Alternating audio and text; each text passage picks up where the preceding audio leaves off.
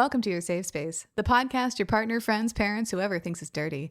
Don't have time to read books? Want to understand all the jokes in the TikToks? We got you, fam. We're the Spice Traders, and we deal in spicy books. I'm Katie, and I need it to make sense. I'm Liz, and I'm hypercritical. Before we get to today's episode, we want to encourage you to check out our Patreon, where we publish extra episodes every other week, as well as ad-free versions of our regular feed episodes. Also, any series we read past the first book, all that coverage is Patreon only, so think series like ACOTAR, Fourth Wing, Guild. Anyway, we really appreciate the support and encouragement to continue doing something we love and sharing it with you. Thanks in advance for checking that out. As always, we start this episode with 3 things. First is a generic trigger warning. You can find specific triggers for this book in our show notes, so please check those out. We also use foul language and talk a lot about sex. If you have sensitivity to either of those things, our podcast probably isn't for you. Second, our episodes talk about books, the whole book, nothing but the book, so help me goddess. If you don't want something spoiled, don't listen to this episode. And finally, we acknowledge that a good book can hit you at the wrong time. Our views discussed in our episodes are our opinion, and we don't want to diminish the work or the talents of the authors in our community. That said, we have some notes.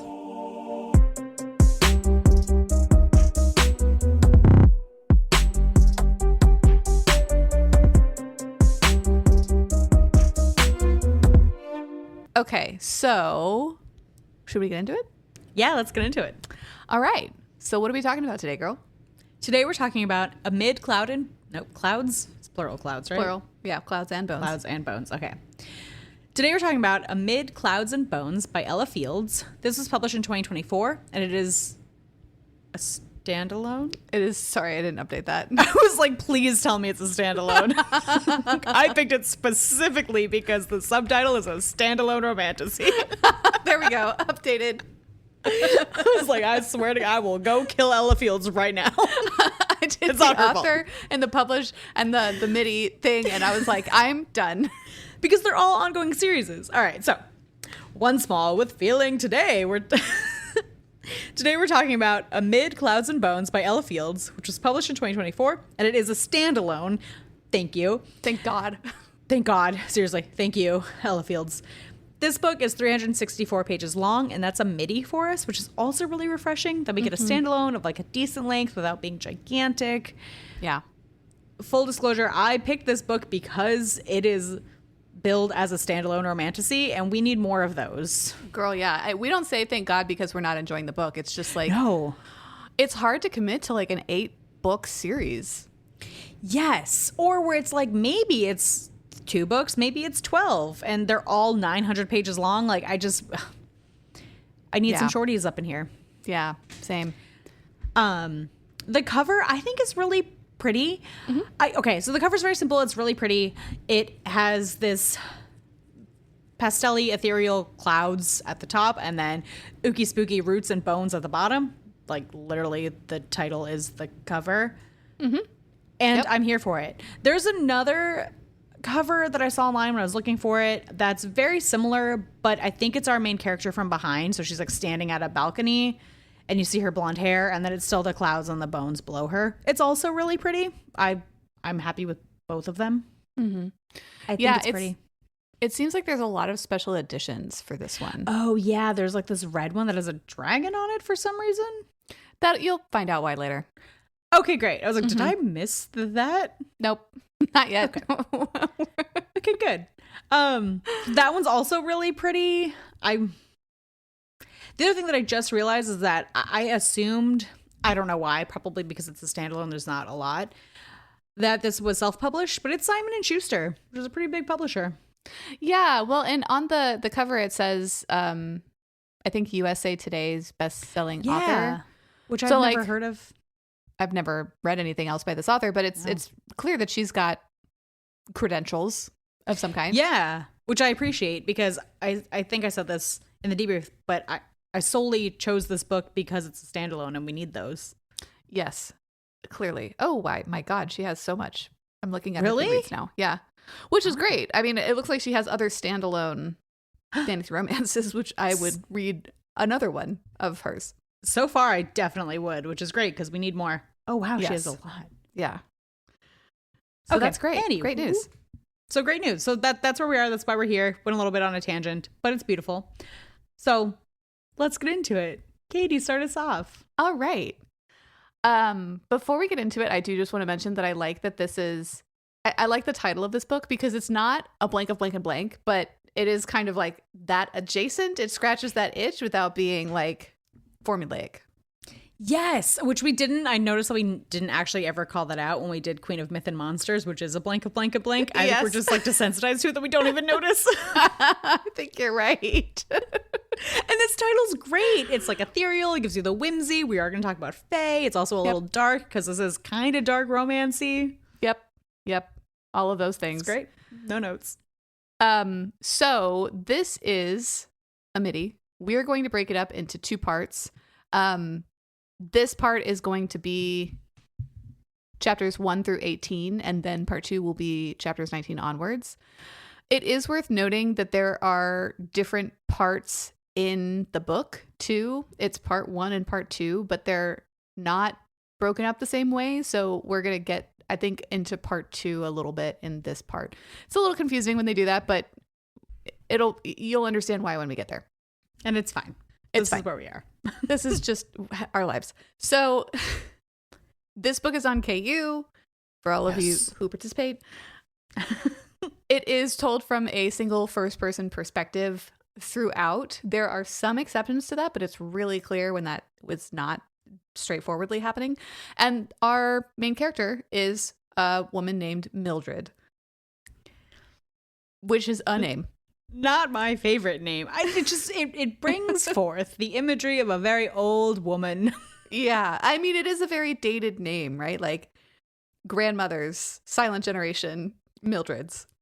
Yeah, and she doesn't go by like Millie or anything. Like, it's Mildred. Her name is Mildred. Yeah, her name is Mildred. Fine, whatever. I'll get over it. So we start with part 1, which is called Welcome to Ethermore. Ethermore? How did you read it? I read it as Ethermore because otherwise my brain wanted to say, in the ether, like clouds, right? Otherwise I want to say Ethelmore because Mildred and Ethel, they go together. Okay, so we'll go with Ethermore. I'll try my best. If you can, it's okay. I don't know. The first handful of chapters were fun to me because it gave me big Swan Princess vibes. Yes. And I was a little worried because we'll get into it, but she starts very young. And I was like, how long is she going to be young? But like she rapidly ages to be a full grown adult. And I like that we didn't spend too much time, but we got enough to like get what's going on. Right. Exactly. It was very Swan Princess-y. Yeah. I heard the song, the name of which escapes me, but the song that they play in the movie when they're like going back and forth, where they end with like, what else is there? That was playing in my head the entire time. Yes. Anyway, we jump into it and we see Mildred. She's described as having pale yellow hair, yellow, not blonde, pointed ears, and we're told that she's half fairy. She is a princess and she is hiding in the dungeon. I was a little bit confused for half a second. I was like, why are you here? I thought she was in the dungeon and I was also confused. And I think that's one of the things we kind of mentioned at the top, that there's some like things with the writing that are like a little clunky. Yeah. This was one of those things because it's not, she's literally in a cell. Like, yeah. And she's not like happy about it. No, she's sad. She's like in her feels and she's in a dungeon. I'm like, okay, you're 11. Slow your roll. Yeah. I was like, wow, how did you even end up here? Right. Anyway, her half-sister Bernadette, who she calls Bernie, comes to find her. And Bernie calls Mildred Butter, which I thought was so cute. It's super cute. I liked Butter as the nickname. I love when kids have food-based nicknames. My daughter has a food-based nickname. And when we went skiing most recently, we ran into another child whose nickname was Potato. That's adorable. So I'm just a big fan. Yeah. Anyway. So her sister Bernie has come to coax her out. And the reason that Mildred is hiding is because she doesn't want to meet her betrothed. Her betrothed is a couple years older than her, and he is already nicknamed Attican the Heartless. Rough if he was 15. Right. He's full-blooded Seelie Fae and the Crown Prince, and they are betrothed. They're betrothed because they want to seal an alliance between their kingdoms, specifically for military power, and that will become more clear as we get further into the book. So Bernie takes Mildred back upstairs, out onto the lawn where everybody is. They go over to their father, and he's in conversation with the Seelie King. And Attican shows up, and the first thing that he does is he squishes a beetle with his boot, which is exactly who he is. Yeah. Yeah. He's a dick. He's a dick. And so they're encouraged to walk together alone, with guards, of course. And Mildred just doesn't know what to do with herself during this conversation. She's incredibly aware that, like, she doesn't like this person. He doesn't like her. And, like, there's no way that this is going to end well. One of his parting shots at her is he says, quote, "Out of all the dangers awaiting you in my court, I'm the one you'll need protecting from." And she's like, great. Welcome to my marriage. Amazing. Yeah. Well, especially because we get it. I don't know if it's here. I think it's around here that Bernie is like, your husband will protect you. It's kind of like his whole job. It'll be fine. And then you get Attican that's like, I'm the problem. Right. Good luck. Nobody else is going to bother you. It's me that you have to worry about. Enjoy. And we said this in our debrief, but, like, this is what I wanted Cruel Prince to be. Yes. And especially in the first few chapters, that's how I was reading it. And it's, and also this is how you do an enemies to lovers. Right. Because they are enemies and he is a bully, but he's not like trying to drown her. I mean, I guess he tries to kill her, but like he's not trying to drown, like he's not violent. I mean, like, asterisk. They're They're magical. It hits different when you're, like, playing a prank on somebody that could result in being deadly than when you're literally holding somebody underwater with your own hands. Yes, exactly. Like, my God. Yeah. So we skip ahead a couple of years, and now Mildred is 14, and she goes to this place called Sparrow Hall. And this is described as, like, basically a barn on the banks of a river. And I thought for sure, as she was setting this up, I'm like, this is where everybody but her and Attican are going to get killed. Like, somebody's going to set this barn on fire. There was so much foreshadowing for this, but they're fine. They just have the party and whatever. Yeah, I thought something more was going to come of that too. It's just a place. It's just a place. But Mildred gets tired of being in society inside, and so she walks outside to be with her horse. When she does this, she sees Attican and some other fairy female post-coital. And not in a romantic way. Like, she sees him like stand up and basically like do his pants and like leave the girl on the floor and just like walk away.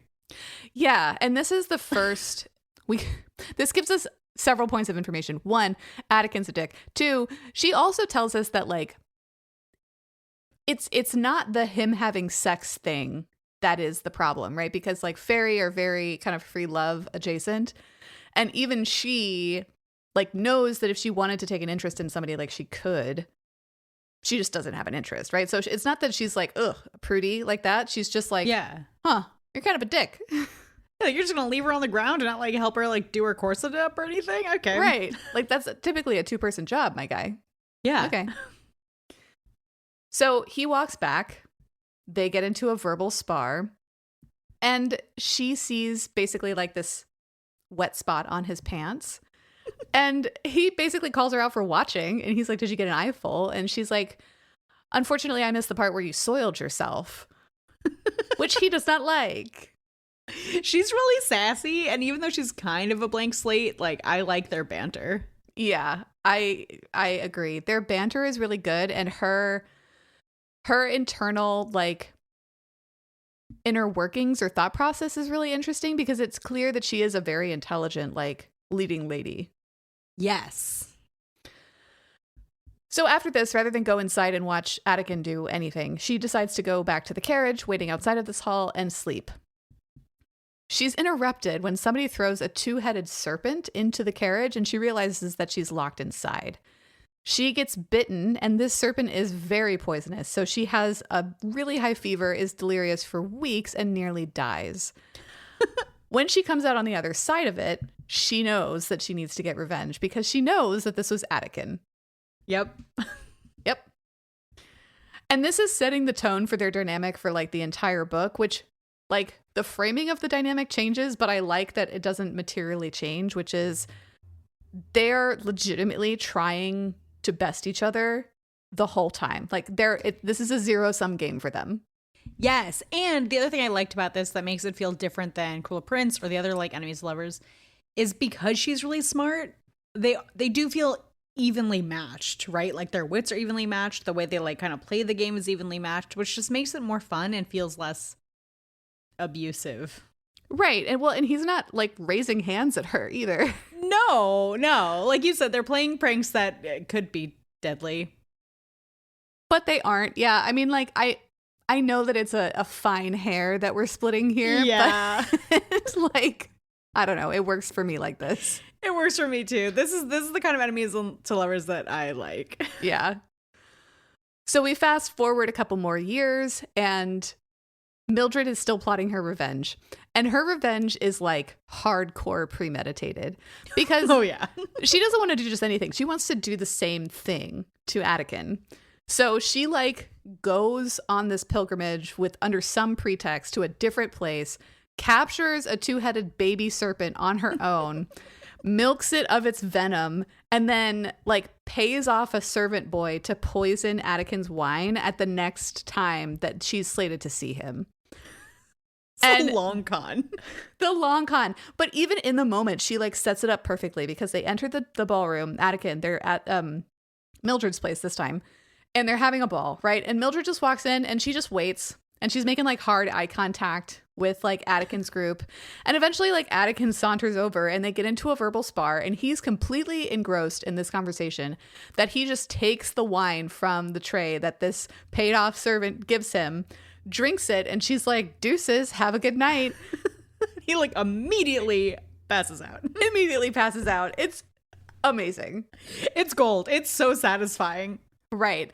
And I love that it sets it up like, to your point, like Mildred's not a damsel in distress that needs saving. No. It feels almost like they're testing each other, which is more fun.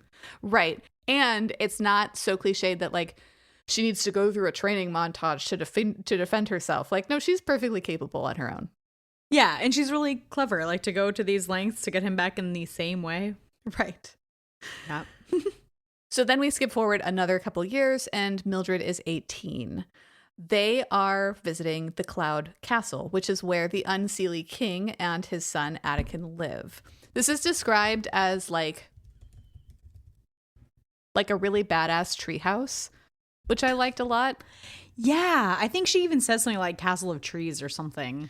Yeah, and it's not treehouse like you're thinking of, like where they literally have tree houses like up in the treetops. It's like, no, the trees are so big that castle is inside them. Yes, which is so cool because we get the very Fae vibe of that. Right. So they're having this celebration, and Mildred goes exploring, and she runs into Attican. Never could have guessed. Who could have guessed? They get into their banter again. Banter is on point. He chokes her. It's not like a hard choke. It's like a steamy, sexy choke, right? It's not like a Zodiac Academy or Cruel Prince choke. No, he's basically like holding her against the wall by her throat. Yes. Right. And she's into it. Like her internal monologue is like, oh, this is kind of nice, actually. We could kiss maybe. I can not like you and still find you attractive. Like humans hold multitudes.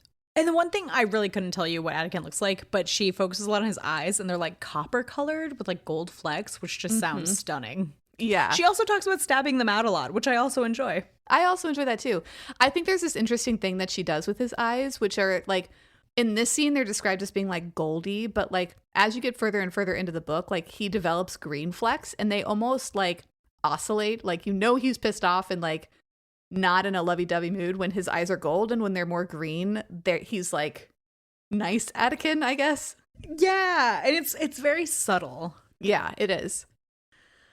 So anyway, they're doing this thing. They're bantering against the wall. They almost kiss. They're interrupted by this person called Ruel, who is essentially Attican's flavor of the weak lover, but she sticks around for like, she's the flavor for a while. Yeah. Right. During this conversation, we get some lore.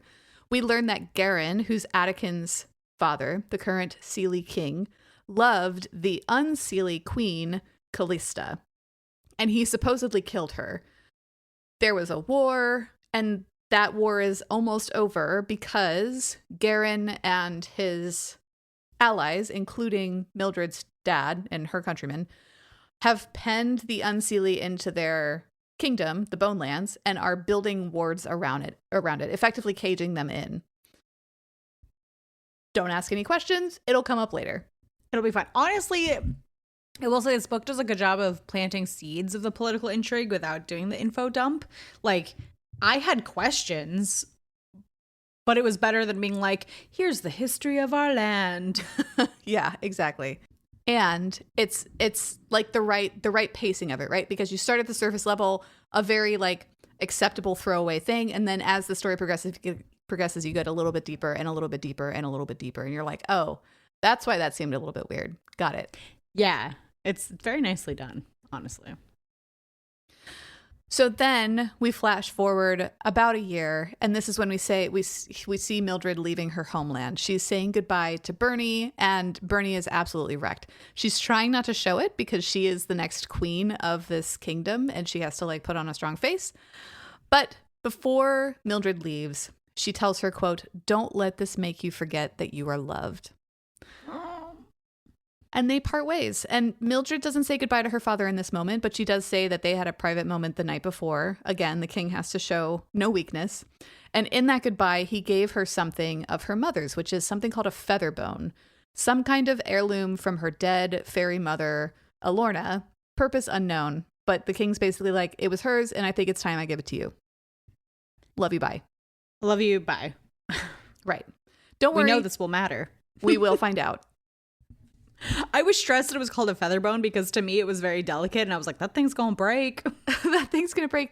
I didn't know what this was. I thought maybe it was gonna turn into a weapon of some kind. This is not that story, and I'm really satisfied with where it went.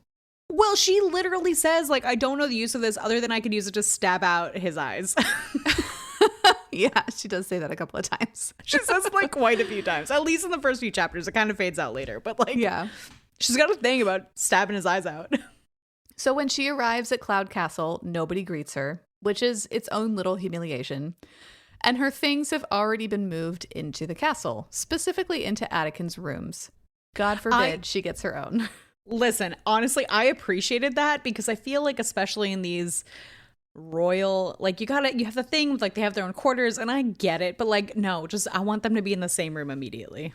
Right, exactly. Like let's skip 1, 2, 6, 5, 6, 7, 8. Let's move to the end. Right. We know where they're gonna end up. It's a mythical world. We don't need to worry about appearances. Okay. Right, exactly. Especially because like nobody expects them to like quote wait until marriage, right? Like these are fae. They are wild. Like they are sexually freer than like our puritanical asses over here. So like that's not the problem, right? The problem is that she doesn't want to be here. Exactly. And she has to be here because daddy said so. Right. And an alliance, depends on it. So sorry, them's the breaks. Sorry. So she's in Attican's room. Enter Elian, who is the steward. And he is immediately the only person that's being nice to her. And even when he's doing that, she's like, I don't know why you're doing this, but it's not because you're nice. And it's suspicious, and I'm not an idiot. Right. But he does things like he'll fix her hair when she doesn't even have a comb or anything. She doesn't have any ladies in waiting, which I thought was interesting. Like nobody's helping her with her shit. Yeah, I thought that was interesting too because she is going to be a queen. Yeah. There were a couple of those like mechanical things. Like this castle has functionally 6 people into it. Like there's not that level of like believability there, but whatever. I breezed right past it. Yeah, I was fine. I was here for the rest of the plot. Yeah. So he does things like that, and then he feeds her little bits of information. And like, frankly, when I was reading this the first time, I waited for there to be a catch, but there doesn't seem to be one. And even later in the book, like, much of the people in this castle that we will meet are effectively like trickster gods. They're not out to get anybody, but they're out for a good time. Yeah, which I feel like is very, we read a lot of books about fairies like Akatar, but this is much more kind of that traditional fae. Like they're tricksy and like a little manipulative and a little creepy. Right. But like they're not bad. They're not evil. Right. Exactly. Malicious. Yeah. Unless you wrong them. Exactly. So speaking of maliciousness, Mildred knows what she's getting into, right? Like, she's met Attican before. She knows he is vicious. And so she's decided that she must survive. And in order to do that, her best bet is to refuse to just roll over and take this, right? She can't play dead. So she makes herself at home. She moves all of his shit over, puts her gowns in his closet, takes up space, cleans up his fucking mess, makes herself impossible to ignore. She says because, quote, if fairies unchangeably loathe one thing, it was boredom. And this is undoubtedly true about Attican. And I think this is such a fun way to look at immortality, because in this story, fairies are immortal. I don't know what that means for Mildred's mortality, because she's only half fae, but they are immortal. And so I think it's a really fun and logical fatal flaw that, like, they don't want to be bored. They need to be entertained. You live forever. It gets pretty boring. Yeah. And I like this juxtaposition of, like, she knows there's a power imbalance here, right? Like, she is a half-breed, essentially. She doesn't have a lot of sway over her future. And so she's managing the thing that she can control, which is Attican's reaction to her. Which is hilarious. Yes. So then we get a little bit more lore. So we specifically get lore about the two goddesses that make up essentially the two halves of the Fae realm. So we get Etheria and Asherlin.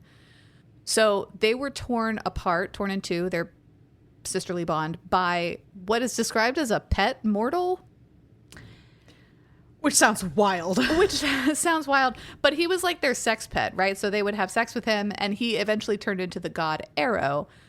And we learn that they essentially were having kids with this guy that they didn't know about, and those kids were the Fae. And so Etheria is the source of the unseelie, and Asherlin is the source of the... Sorry, I have that backwards. Etheria is the source of the seelie, and then Asherlin is the source of the unseelie. Which I was here for the lore. Right. So Attican arrives at breakfast. Just a brief interaction. They have a little banter. But importantly, this scene confirms for us that Attican has the magical ability to vanish, which is essentially like teleporting at will. Not all Fae have it. Royal Fae are more likely to have it. Obviously, Mildred doesn't have any magic because she's only half Fae. As far as we know, for now. Oh, right. As far as we know. Before he vanishes, Attican invites her to breakfast, and so she goes. And this is a court breakfast. So we get introduced to Phineas, who is Attican's second cousin. Folly, who is Phineas's twin, and she's an artist who seems like totally uninterested by anything else, but she's not afraid to throw daggers at people who displease her. It's fun. Ruel, who is that Fae who's in love with Attican and really doesn't like that Mildred's here. And then we have Garen, the king, and then Cordenia, who's Garen's consort. Cordenia. And Cordenia, importantly, has been Garen's consort for a long time, but Garen refuses to have another queen after Queen Callista, that whole kerfuffle thing. After he murdered her. Yeah, I mean, there's that thing. It's fine. Someone's like, because I was his true love. I'm like, yeah, I don't think that's why, though. Yeah, I mean, this whole thing about Callista, right? Like, 'cause she was the queen of the Unseelie and then ran away because the king was so toxic and sought refuge with Garen, and they fell in love. And then she displeased him enough that he killed her. And I'm like, okay, you can't both love something so much that you kill it. Okay, like, listen, this sounds bad and not very feminist, but it sounds like Callista might be the problem. Girl, Helen of Troy, hello. Like, you're just fucking shit up all over the place. Right, and like, there will be a good explanation for this at the end of the book, but it is very much like, even Mildred has the inner monologue of like, and you guys are just not taking any responsibility for this at all? Like, yeah. Your response is to start a war where hundreds of thousands of people die? Just because of like basically a pissing match between two dudes? It's Helen of Troy. Right, this doesn't make sense. So later on, we get our first steamy, heaty scene between Attican and Mildred. I'm glad that it happened pretty quick. I mean, we get the like almost kiss, but I thought it was going to be a lot more hot and cold for a while and not like, oh no. Oh yeah. Yeah, we're in chapters 8, 9-ish, and we're just off to the races. Which is great. Mildred is taking up space in Attican's chambers. Attican is not pleased, but not displeased. So when Mildred takes a bath, he's like there watching and goading her. Like, so do I make you uncomfortable? Are you going to cover up? Like, what is it? And she knows that she can't, so she doesn't. Which is great. I loved it. She was like, I don't give a fuck. And we've got little tidbits up through here that like he might not like her and she might not like him, but they find each other attractive. It's very clear. He can't stop staring at her tits. She's got huge tits. That's all I can tell you about her body type. I don't know if she's tall, if she's short, but she's got massive tits from what I understand. And they're talked about near constantly. Yeah. That's not fortunately that's just a thing in the first part of the book, because it did kind of bother me that they came up so often. Yeah, and I think my suspicion of that is that like it's supposed to show her maturing. You know, when you watch a movie, and the end of the movie, they're like wearing glasses to show that time has passed. Her boobs got bigger to show that time has passed, and I'm like, I get it. She's a woman now. Fine. And I think it also had to do with like setting the tone of like the juvenility of the first couple of chapters, because they are teenagers, right? And Attican's essentially like boobs. Look at the boobs. Yeah. Anyway, speaking of boobs, Mildred gets out of the water, stands stark naked in the middle of the bathroom, doesn't cower, and, enjoys the way that Attican looks at her like he's hungry. Yeah. They move into the bedroom and they both lay down on the bed because Attican's like, I'm not sleeping on the floor. And Mildred's like, great, I would like to sleep. Yeah, I'm also not sleeping on the floor. Right. So this is where we get a bargain scene. Attican tells her to sit on his fingers purely as like a test. Listen, I just have to say, I know what that means, but the phrasing sounds like really uncomfortable.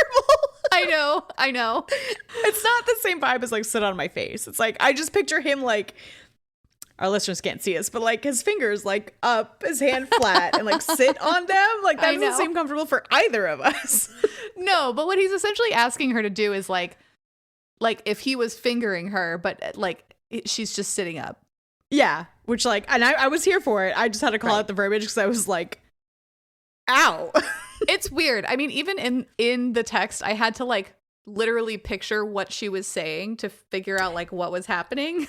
Yeah, that's why I pictured this like weird claw, and I was like, nah, that's not it. No, that's not it. So he basically just like goads her into doing this, and she's like, okay, well, I'm only gonna do this if I get something out of it. So she makes a bargain, right? And she says, okay, fine, I will do that if you sleep on the floor. And he's like, great, but only if you come. She's like, great, let's do it. Off to the races. Sold. Except, that sounds like a win-win for me. Win-win for me, except Mildred is a virgin. So she's trying not to sit on his fingers too hard. Because it could hurt. It could hurt. But she gets hot and bothered. And unfortunately, she does sit on his fingers to the point where she breaks her hymen. And Attican is incredibly turned on by this. He says, quote, "You saved yourself for me."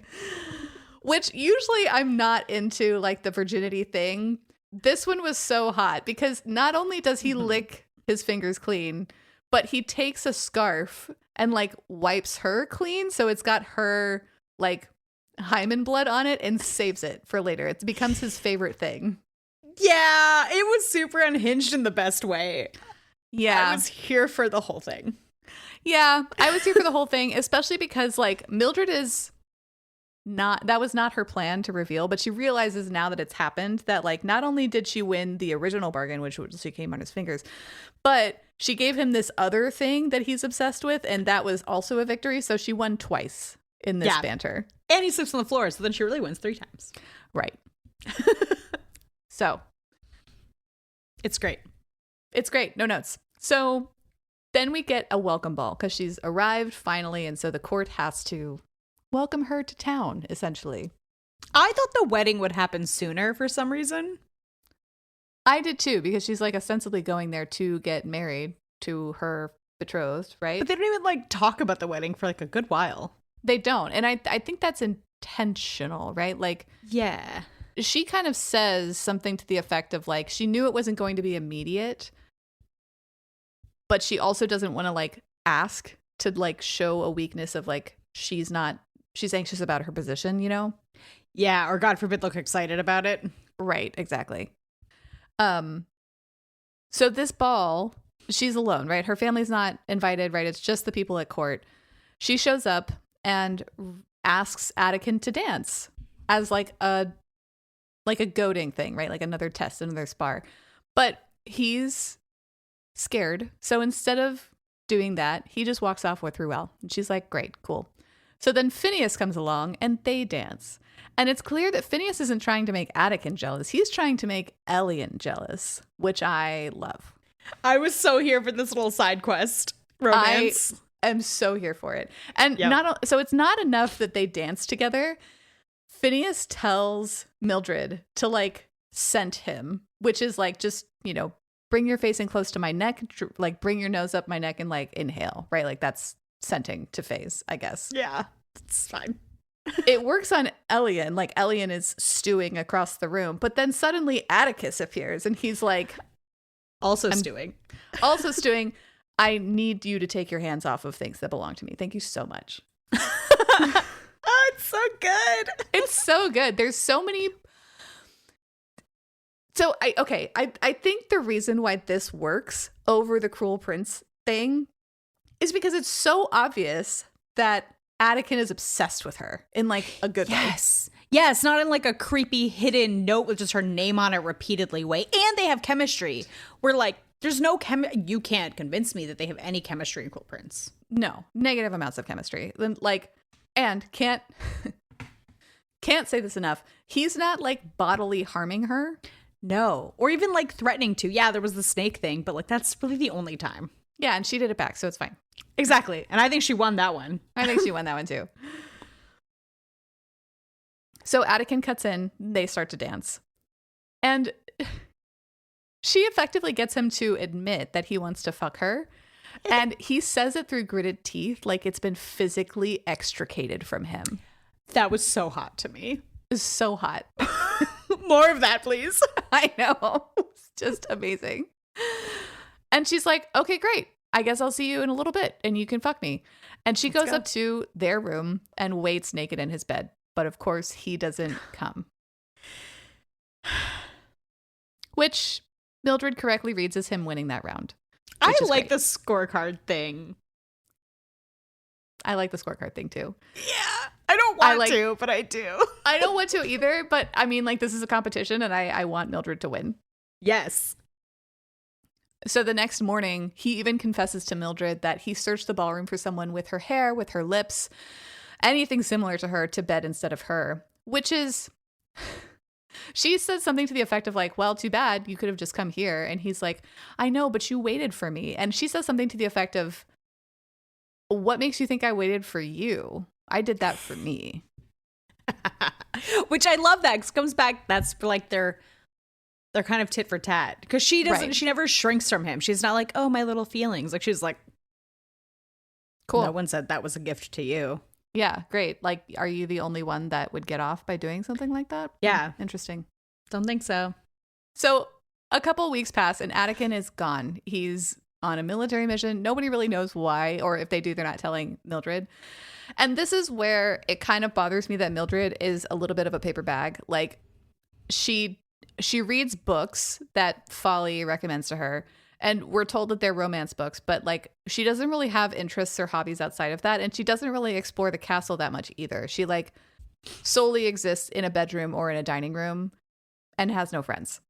I kind of wish she had like fairy royalty classes, right? Like, here's what you need to know, like some sort of education, like something besides her just flopping around reading romance.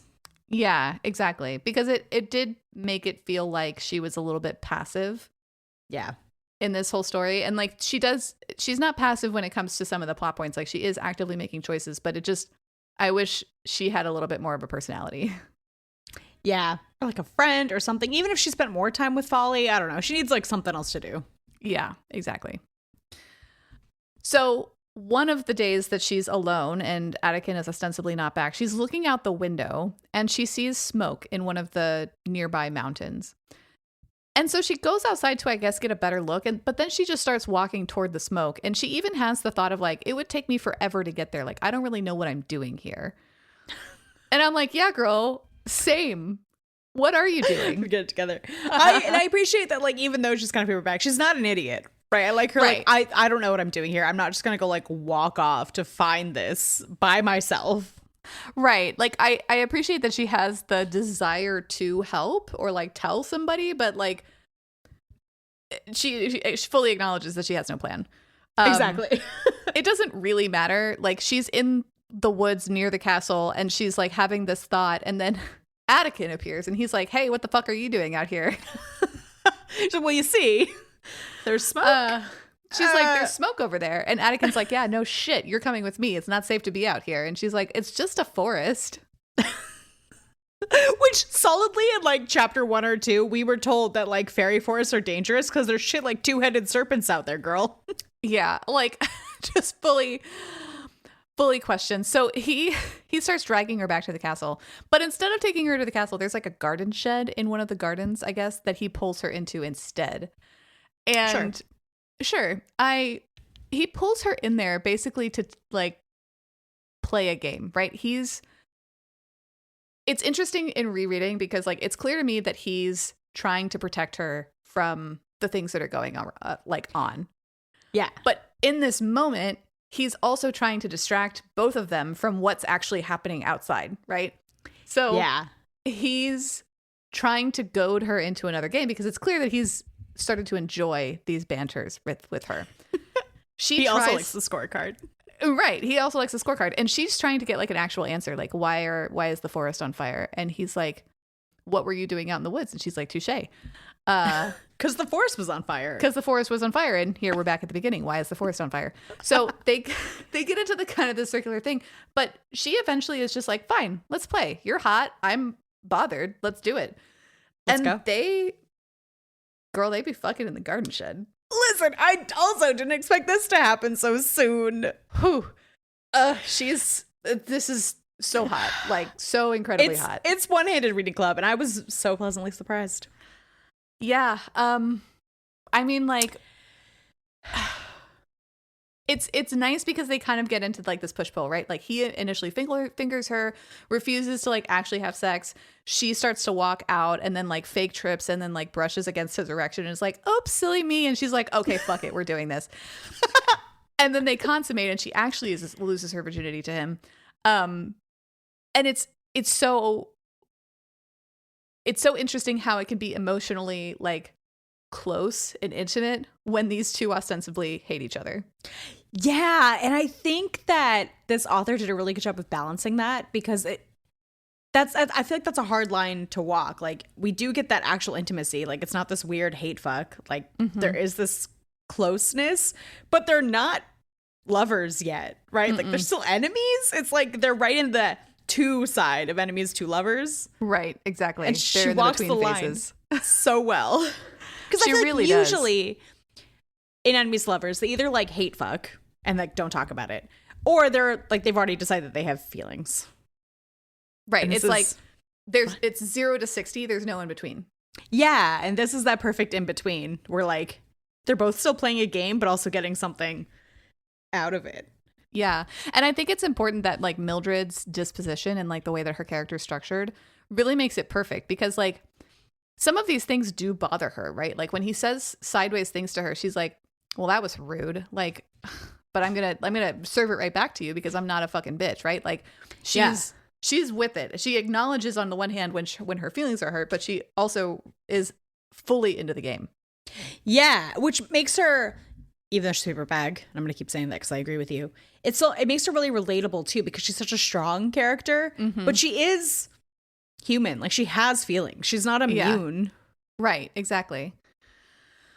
And so speaking of being immune, right, she does admit to herself in this scene that she's starting to want to do more than survive Anakin. She says, quote, she wants to claim him and perhaps even ruin him the same way he was ruining me. Oh, ooh. I always like the ruin language in romance. I know it's weird, but like, it is a ruining of who It you is a thought you ruining. were. Yeah. Or even just like you were on a path and that path is ruined. You're not going that way anymore. Nope. Ugh. So the thing that I like about the scene too is that Attican's exit line as like they part ways is, quote, well, that scratched an itch, which is just clearly him lying to himself. And this, we've called this out in other books as not hitting. This book really is like self-aware. Like it's so clearly written that we know he's lying to himself. He's not just being an asshole. Like, yes, he is, but the book isn't trying to convince me that he's an asshole. Right, exactly. He's obsessed with her. He's obsessed with her, right? Like he both things are true. Yes. And I'm obsessed with that. I'm obsessed with that. Yeah, I ate up this dynamic that they have together. Like it's so good. Give me more. I can't wait to keep reading. I know. Okay, so the next scene that we have, Attican has gone away for a little bit longer, and when he comes back, it's the middle of the night and he's wounded. He has iron splinters in his back, and he says that they've been essentially implanted in him by wind magic. And so I had to slow down on this a little bit because what I didn't quite understand the first time around was that wind magic is specifically Seelie magic, and Attican is a Seelie fae, which means that the Unseelie, who are ostensibly trying to get out of the ward and like still attack and continue this war, have Seelie on their side, and those Seelie are willing to attack Attican. Yeah, I had to slow down on that too and go back and read a little bit. Yeah, it's not so because we get some, kind of the splintering, sprinkling of information. It's not given to us all at once, and so you really do have to kind of read between the lines a little bit. The Seelie and Unseelie have different types of magic. So typically Unseelie do like the shadow daddy thing, and then they also have like shifter stuff happening, and then the Seelie are much more elemental in their magic, so like wind, for example. Yeah. So Mildred helps to pick the irons out of Attican's back, and she realizes that she is the one that he came to, not because of any kind of affinity or just by accident. He doesn't want anyone else to know specifically that he was wounded or how he was wounded. It's something that he's keeping close to the chest. And this is the first real indication that she has that Attican might not be fully invested, but he does at least trust her to keep her mouth shut.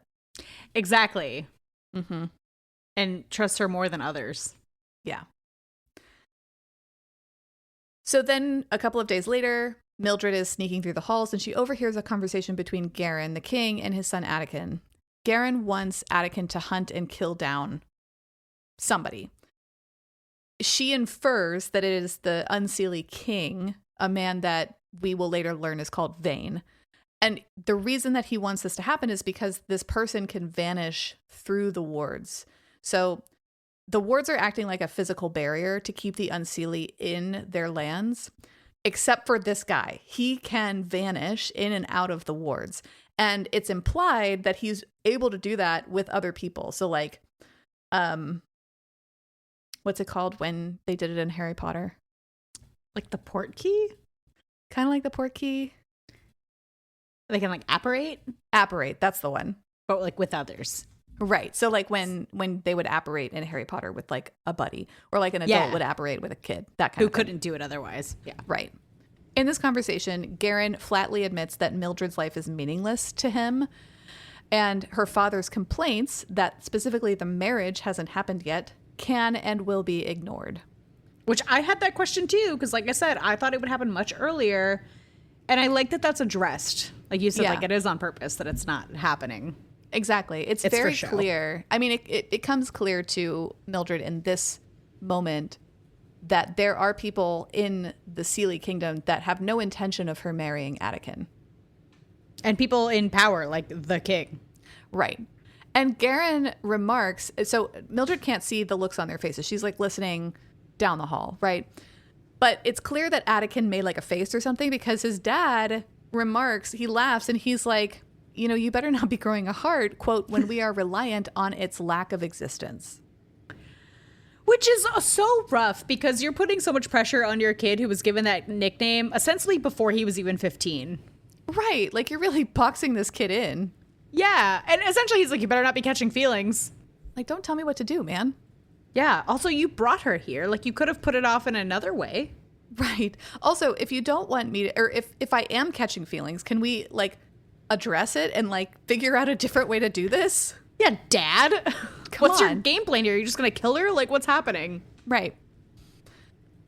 So, this kind of reference to Anakin potentially developing feelings for her, she feels like she doesn't take that as truth. She just feels like it must have been a misinterpretation because she knows that Anakin loathes her just as much as she loathes him. Yeah, okay. But, yeah, okay, girl, sure, Jan. The other thing that really is needling her is this idea that, like, she was just kind of taking for granted that she was going to marry Anakin. Like, whether it was today or in a year, like, they were going to get married. And now she's realizing that's potentially not the case. Yeah, and potentially you're in more danger, girl. Girl, you in so much danger. And so she's despairing. She's like, I don't have any control over my life. I can't make these people do what I want them to do. Like, I have no way to secure my safety. And, like, I don't know what to do. I just want to go home. And as she's thinking these thoughts, she's back up in Anakin's room. She's on the balcony, and she's absent-mindedly, like, I was going to say fingering, but I guess toying with, worrying away at the feather bone, that thing that her dad gave her from her mom. She squeezes it really hard when she's frustrated, and darkness swallows her. End of part 1. Which, what a cliffhanger. Genuinely good. And so then we start part 2 of the book, and I like this. I did not see this coming. She like wakes up or comes to or whatever, and she's in the Bone Lands in the chamber of King Vane. Which, like, I didn't see that coming at all. I didn't think we were going to meet King Vane, like, maybe at all ever. He was just like a faceless entity. Yep. Holy shit. The scream I screamed. Yeah. The scream I screamed was so chambers? Big. And like, I haven't finished the book, but like when this happened, I was like, girl, is this a white shoes? That's what I was thinking. Is like, you're in his bedroom. You're in his bedroom. I will tell you, I'm about 80% of the way through the book. I don't think that it is. All right. Yeah. Sorry. Okay. That's fine. Whatever. Really unfortunate because Vane is essentially the exact opposite. So the things that we do know about Anakin is that he's essentially a Draco Malfoy with green eyes. Yeah. Which is also maybe why he's I'm such blonde, a big fan. he's slender, I know. Just such a sucker. Also, no rat tail. Just feel like I have to clarify that. God. And King Vane is the exact opposite of that. So he has dark crimson hair. He's got these big old black wings, which are like kind of a cross between bat and feathered wings, which I liked. I liked that. It was interesting. Yep. He's got really piercing blue eyes, and he's built like a fucking mountain, like Mack truck, just like in the middle of the room. Giant man. Cool. So he tells her that the Featherbone is a spelled vanishing relic. It only works once. She's used the magic, and it would only ever answer to her. Which is wild, and she's been told her entire life that halflings can't access magic. Like, even if they were to hold like a magical thing, like he's telling her this relic is, like, she wouldn't be able to use it. Yeah. Also, Vane cracks me up because he's like, obviously he's not surprised, but he's just like the least amount of surprise that she just floofs into his room. Yeah, I mean, I think the thing that he says is like something akin to, you got to be fucking kidding me. Like, yeah, like, really now? Okay, really, all right. right now? Because he's just chilling. Like, he's so... Well, I think she even says in her maternal monologue that, like, he is so convinced that there is nothing I could do to this man that he's not even concerned. Yeah. Not concerned at all. It's like if a mouse just appeared in your bedroom and you're like, okay. Right. But we kind of learned that he was expecting her because he needs her to break a curse. And this is we learned the whole proposition of the book, right? The curse for him are the wards around his bone lands, right? And the thing that I will say is that it made it seem... I don't know when the wards came up, right? Because, like, obviously within Mildred's lifetime, they were making alliances and the war was still active, right? Yeah. But the wars happened when she was 11 and 18. It feels like the curse is a lot older than that, but they're effectively the same thing. Yeah. And like that was kind of hand wavy. It's fine. Yeah, that's fine.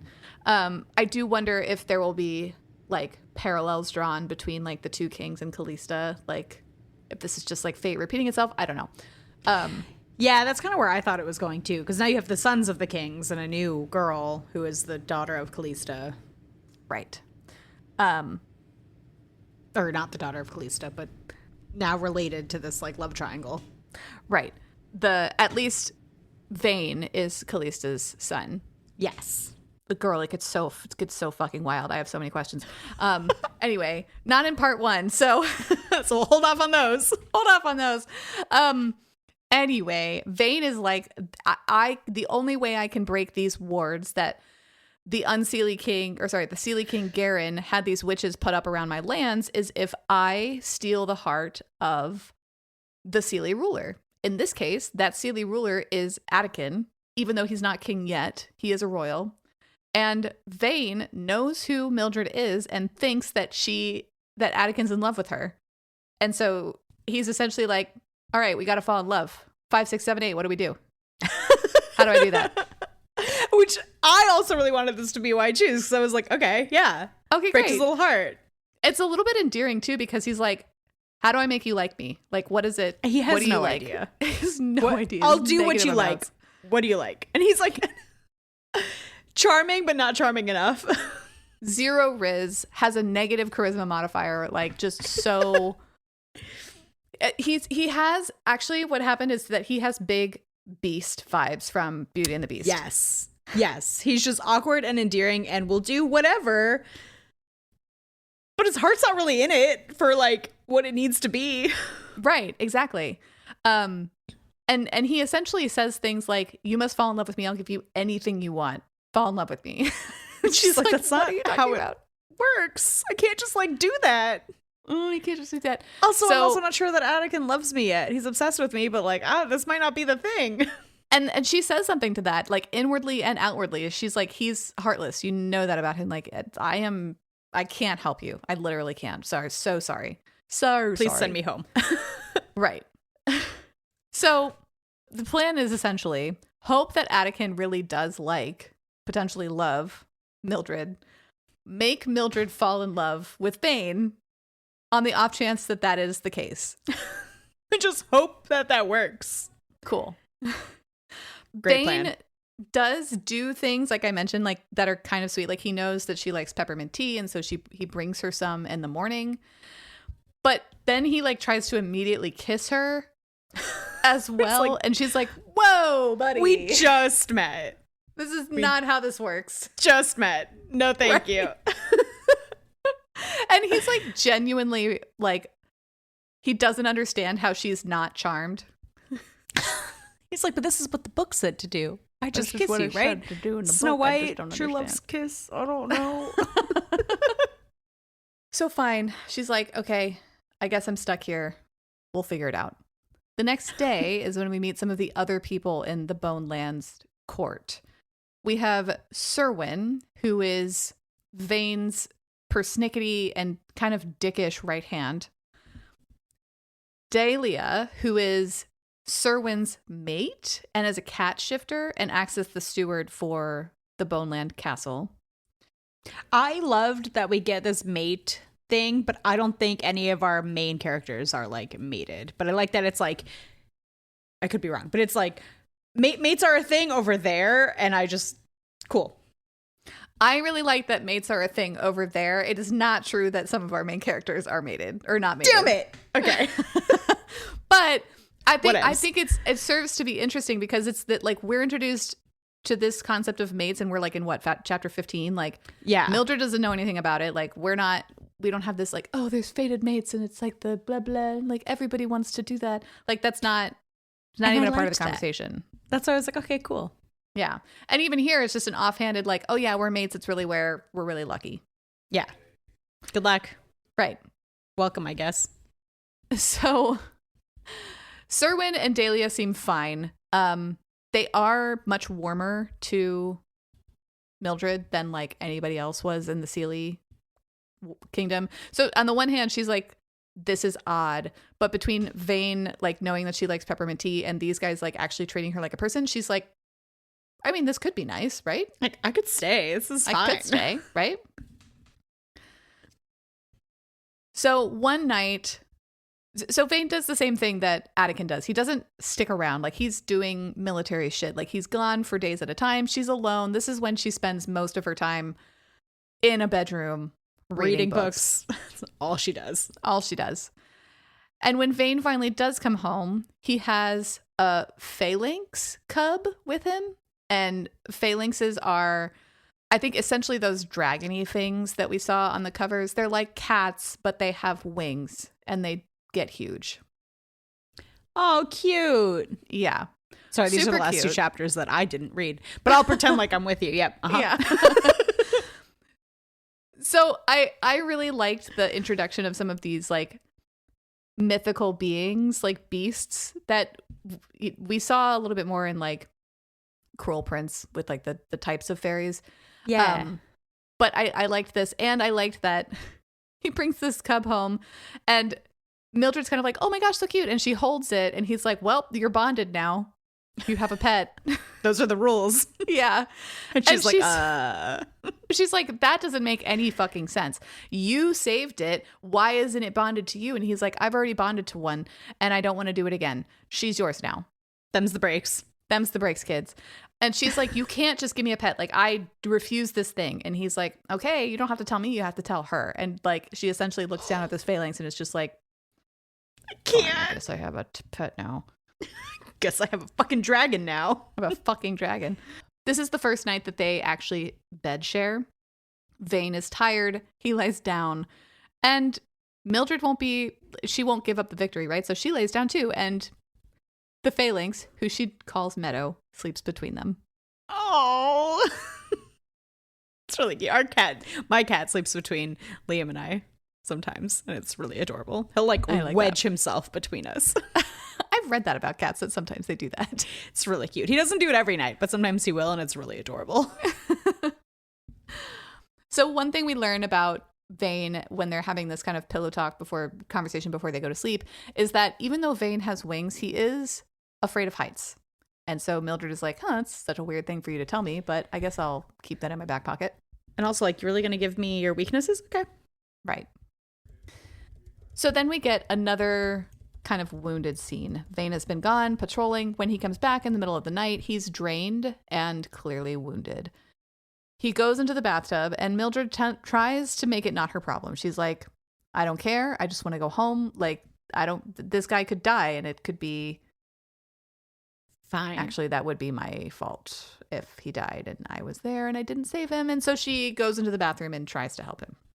I like that she has a heart and she's like, I can't let this guy die, I guess. Yeah, because he essentially goes to take a bath and then like he's in there for too long and she's deliberating in her head. She's like, I should go and help him. I don't care if he dies, but if he dies, it's kind of bad for me. So like, I guess I should help him. Because also, I don't know how to get home. There's wards up and I'm just a halfling. Yeah, because now she falls into the category of people who are trapped in the Bone Lands. This is just one POV, but I want to know what Attican is doing since she's just disappeared. So speaking of, we do get a nightmare from Mildred's perspective, and she dreams of this dungeon scene and some prisoners who are being dealt with. It's clearly a captured unseelie couple, and whoever Mildred is in this scene is trying to use the female of this couple against the male to get information out of the male. And she knows in her bones that it's Attican, but she doesn't understand why she's having this dream. Oh. Intrigue. Intrigue. Seduction. Seduction dreams. And when she wakes, she's certain that it wasn't actually a dream, but somehow a memory from Attican's own perspective. And she does not know what to do with that. No, that's messy. Right. But it is foreshadowing because it is dangling the possibility that her connection to Attican is a real thing. Oh, and it's deeper than just an arranged marriage. Exactly. Okay. So she goes into the bathroom and she finds Vane actually asleep in freezing bathwater. She wakes him, and it's clear that he's in pain, and we realize that he has a wound on his wing. And she goes to tend it, but it's almost like he uses magic to try to knit the skin back together, because she's like not touching it at all, and she's like watching the skin knit back together. So it's like he had to rest for a little bit in order to use the magic to do that. Not really well explained, but it's a painful process. Yeah. And in this time, they have a quiet, charged moment where he like touches her face, and she's a little bit aroused, and he can smell it. And rather than flee from it, she goes to stand up, and he just asks her to stay. And so she does, and she falls asleep on the side of the bath while he heals, ostensibly. It just stays in the cold bath water? So she's not actually, he stays in the cold bath water. She just falls asleep on the stone floor, I guess. Like, he could make it warm again. He could make it warm again. She doesn't really know how long she stays there, but at some point she's aware that he's picked her up and like puts her back on the bed. Oh, nice. That's so cute. I know. So then we get a little bit of this is the start of the slow build of Vane. Like, he's different from Attican, and she's not really sure how to deal with that, because Vane is being genuinely sweet to her in some ways. Like, yeah, we get this like turn of enemies to lovers. We're like, they're still kind of enemies, but he's really nice to her because he needs her. Right. And he's like, you can go anywhere in the castle. Like, the whole second floor is a library. Like, I'll give you whatever you want. Like, just tell me what you need. Just love me. Right. And I think I'm not sure if it's in this scene or if it was in one of the earlier scenes, but critically, like, she agrees to go through like this process because she doesn't have a choice, right? She's trying to manipulate her way back to safety. And so she enters into this bargain, and he's like, great. So for doing this, after I invade the Sealy lands, I'll give you something of your choosing. Okay, cool. So then one night, Mildred is just chilling in the castle. It's been several days, maybe a week since she's been there. And she overhears people talking in the dining room. And she's like, that's weird that people are having dinner and I wasn't invited, which I love. I love her entitlement. She's like, I'm here now. I'm doing a thing. What the fuck? Right. So she gets dressed, and then she joins them for dinner, and they're having a great time. And then it immediately like becomes dead silent as soon as she opens the door. I'm hungry. I'm hungry. Hi. Good to see y'all. What's going on? We see the people of the court that we've been introduced to sitting around the table, as well as Vane, but we also see a man named Lord Stone. Lord Stone is a Sealy lord that Mildred recognizes from Garen's court. And turns out that he is a longtime secret Unseelie ally. Probably the one that hurt Attican? Yeah, kind of makes sense, right? Yeah. Yeah. So Lord Stone doesn't try to hide that fact. He's like, yes, you do recognize me. I am who I am. There's nothing you can do about it. Like, you're stuck behind the ward. Sorry about it, girl. I can leave, though. Right. He says that Mildred's, quote, calculated boldness is the reason that she gained Attican's attention, and insinuates that she also has his heart. It's clear, based on this comment and the way that other people react across the table, that everyone in the room is operating under the assumption that Attican, the heartless prince, actually does love Mildred. And Mildred's like, all of these people are idiots. Like, I don't think so. We banked once and then I disappeared. So like, girl, I don't know what to tell you. And I'm like, I guess. Oh, everybody sees it but you. It's okay. I know. Because she had it from like years. Yeah. So this scene is great because, like, obviously Mildred's come in like halfway through dinner. And so like nobody knows what to do. And at some point, like, there are other people at the table that she doesn't know. And so she points to a woman sitting next to Vane and is like, you haven't been introduced yet. Go She's for so it. Bold. I know.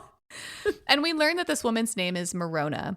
She's introduced as Vane's quote unquote friend. But yeah, okay. It's very clear that they are like biblical friends, if you know what I mean. Yeah. Mildred can't help but feel a little tinge of jealousy when this subject is broached, especially when it comes time for people to start leaving and Vane walks Morona out. And she's like, well, so much for falling in love with me, huh? Yeah, exactly. I mean, although I guess the agreement is that she has to fall in love with him, not vice versa. Right. All right. So Mildred does follow them out of the dining room at, a distance. And I thought for sure that she was going to overhear them fucking in her bedroom, but Vane is just literally walking Morona to a carriage. And when he comes back inside, this is when they make the bargain, right? So Vane swears to give Mildred anything that she wants when she breaks the wards. And she's like, okay, great. Let's try to do this fall in love thing. And he's like, how do we do that? And she's like, well, we're going to start by going on a picnic. We're going to go on a date. The only reason she suggested that is because she once saw Bernie come back from a picnic with her betrothed and said that Bernie looked really happy and like in love. And maybe that will happen for her. That's so juvenile and sweet. I know. And it's clear that she's not cynically playing this game anymore. Like, Vane has been so nice to her, as have the people in this castle, that she's testing whether this is like a real thing that could happen. Because, I mean, she doesn't really owe Attican anything, and he might be obsessed, but she's not. No. Not and really. I mean, even if she does go with Attican, right? Like, she's still powerless. She's still like a pawn on a board. Like, she doesn't. The whole inner monologue that she has here is that she's never had control over her life. She's never had one thing that was hers, and she just wants to know what that feels like. Yeah. So that's where we're going to end part 1 of our coverage. It's so good. It's so good. I got to say, I'm having a great time. Me too. I'm pleasantly surprised because I don't know. The one-offs haven't really done it for us lately, so I just didn't think it was going to be good. They've been a struggle. And like, I will say that there are a couple of instances, like there is some clunky wording. I'll pull out some examples for part 2 so that you can understand what we're talking about. But even that doesn't bother me so much, right? Like, this is the kind of book that my nose is literally glued to my phone, and my partner is like, "Are you good?" You're like, "I'm good." You seem distracted. I am. I am, in a good way. Yep. Anyway, we did it. Those are our thoughts on part 1 of Amid Clouds and Bones by Ella Fields. Thank you as always for joining us on this journey. Let us know what you thought. You can find us on the socials at TikTok, YouTube, and Goodreads at Spice Traders Pod. And if you like our podcast and want more, consider becoming a patron, where we release Patreon exclusive episodes on our off weeks. And if you really, really like us, drop us a review wherever you listen. But until next time, we'll see ya. Bye. Bye.